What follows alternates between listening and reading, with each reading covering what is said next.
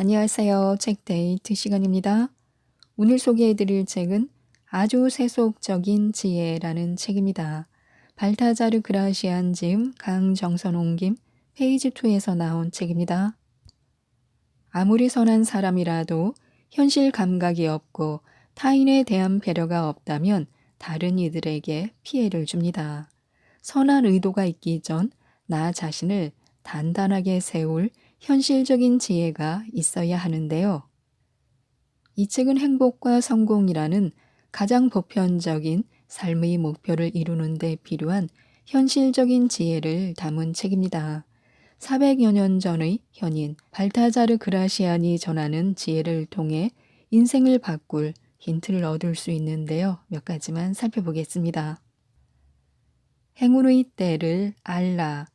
모두에게는 자신만의 운명의 별이 하나씩 있습니다. 자신의 별을 몰라보는 사람은 불운에 빠집니다. 그저 운 좋게 권력자의 호의를 얻어 높은 위치에 쉽게 오르는 사람이 있습니다.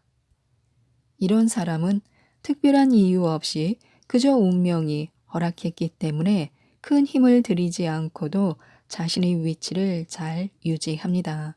그런가 하면 지혜로운 사람으로부터 호의를 얻는 사람도 있습니다. 또 자신의 고향이 아닌 다른 곳에서 더 나은 대접과 환영을 받는 사람도 있습니다.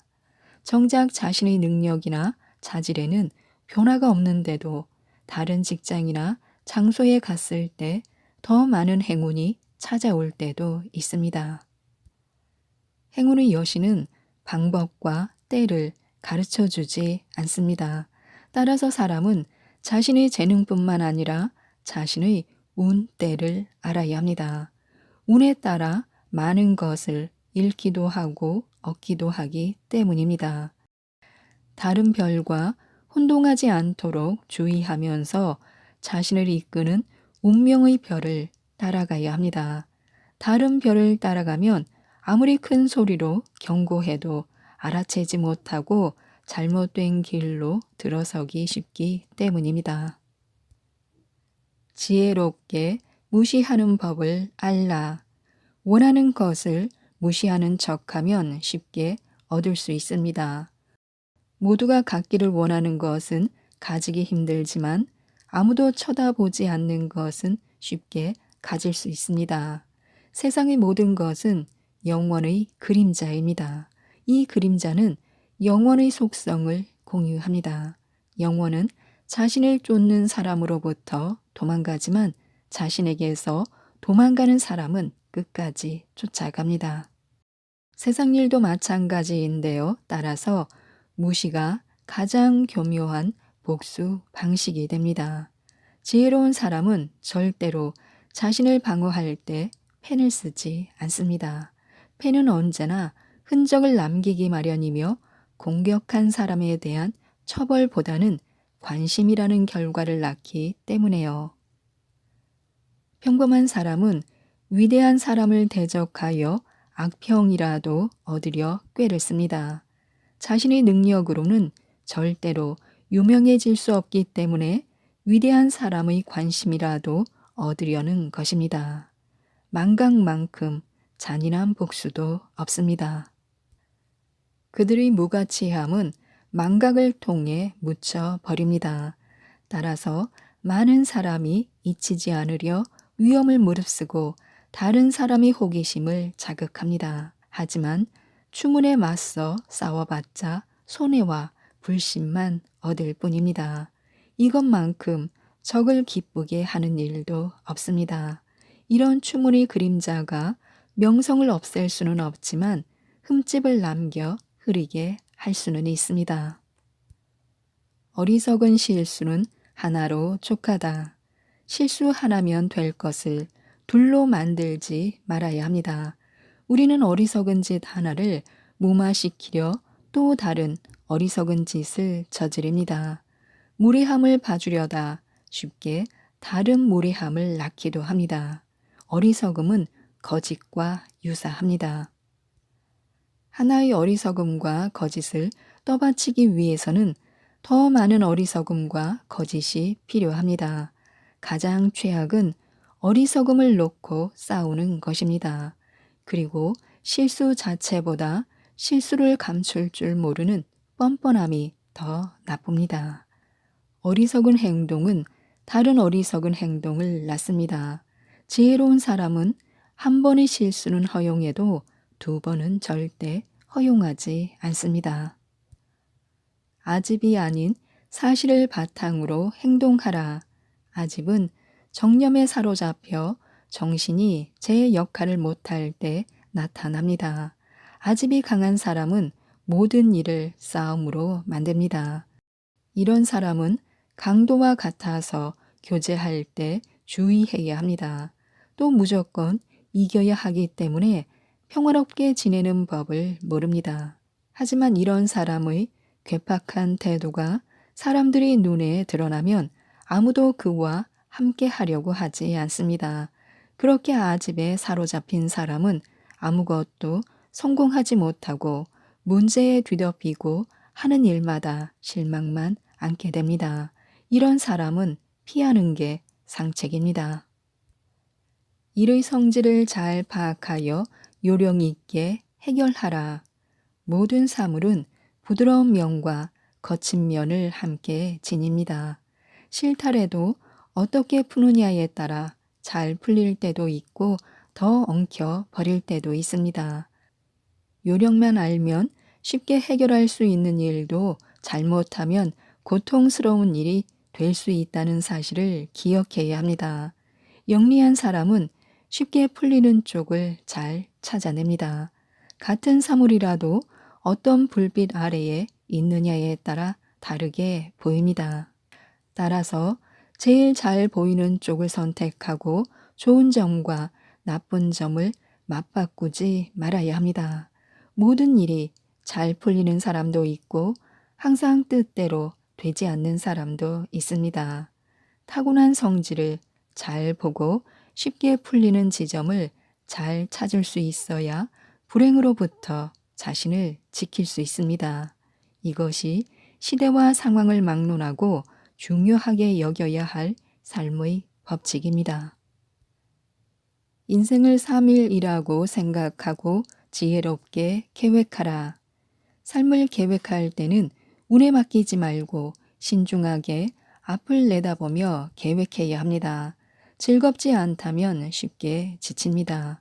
긴 여행을 하는데 숙소가 없는 상황을 상상해 보시기 바랍니다. 다방면의 지식이 있으면 삶을 다양하게 즐길 수 있습니다. 고귀한 삶을 여행하고 싶다면 첫날은 죽은 자와 대화하며 보내도록 해야 합니다. 진실한 고전을 읽고 진짜 사람으로 거듭나야 합니다. 삶은 세상과 우리 자신을 알기 위한 여정입니다. 둘째 날은 산 사람과 보내야 합니다. 세상을 두루 경험하며 그 속에 있는 모든 선한 것을 느끼고 보아야 합니다. 한 곳에만 머물면 많은 것을 깨닫지 못하게 됩니다. 우주는 자신의 선물을 여러 곳에 나누어 놓았습니다. 그리고 때때로 가장 추한 사람에게 최고의 재능을 부여하기도 합니다. 마지막으로 셋째 날에는 온전히 자신만의 시간을 가져야 합니다. 더할 나위 없는 최고의 행복은 삶의 철학자가 되는 것입니다. 핵심에서 벗어나 지나치게 따지지 마라. 따지는 능력보다 분별력이 훨씬 중요합니다. 필요 이상으로 알면 무기가 무뎌집니다. 무기의 끝이 너무 뾰족하면 쉽게 굽어지거나 부서지기 때문입니다. 상식이 가장 확실한 진리입니다. 잘 아는 것은 좋지만 그렇다고 너무 세세하게 따지고 들지 말아야 합니다. 차라리 건강한 판단력을 지니는 게 훨씬 낫습니다. 그래야 문제의 핵심에서 벗어나지 않을 수 있습니다. 조금 더 많이 알고 조금 더 적게 살아라. 어떤 사람은 이와 반대로 합니다. 느긋함이 바쁜 것보다 낫습니다. 우리는 시간 말고는 그 어떤 것도 진정으로 소유할 수 없습니다. 아무것도 없는 사람도 시간은 소유할 수 있습니다. 사소한 일을 하는 사람도 중요한 일을 하는 사람도 인생을 낭비하면 불행해집니다. 살면서 일과 시기심은 쌓아두지 말아야 합니다. 그렇지 않으면 인생은 복잡해지고 정신은 고갈됩니다. 어떤 사람은 지식에 이런 원리를 적용하고 싶어 합니다. 하지만 지식을 쌓지 않으면 제대로 살 수 없습니다. 마지막 말로 모든 것을 성급하게 판단하지 마라. 가장 최근에 들은 정보만으로 판단하면 극단으로 치우치기 쉽습니다. 성급하게 판단하는 사람은 감정과 욕망이 쉽게 변합니다. 최신 정보에만 의존하여 성급하게 결론을 내리고 이전에 들었던 내용은 모두 지워버리면 아무것도 이루지 못합니다. 모든 것을 너무 빨리 잃기 때문에요. 또 자기 입맛대로 사람을 바꾸려 하기 때문에 진정한 친구가 될 수 없습니다. 이렇게 철없는 어린아이와 같은 상태로 평생을 삽니다. 이런 사람은 신중하지 못하고 감정과 의지가 변덕스러워 자주 멈춰설 수밖에 없습니다.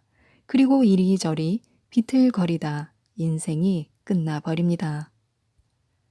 중요한 일은 먼저 하라. 인생의 끝에 필요한 것을 먼저 시작하지 말아야 합니다. 많은 사람이 먼저 즐기고 걱정은 끝으로 미룹니다.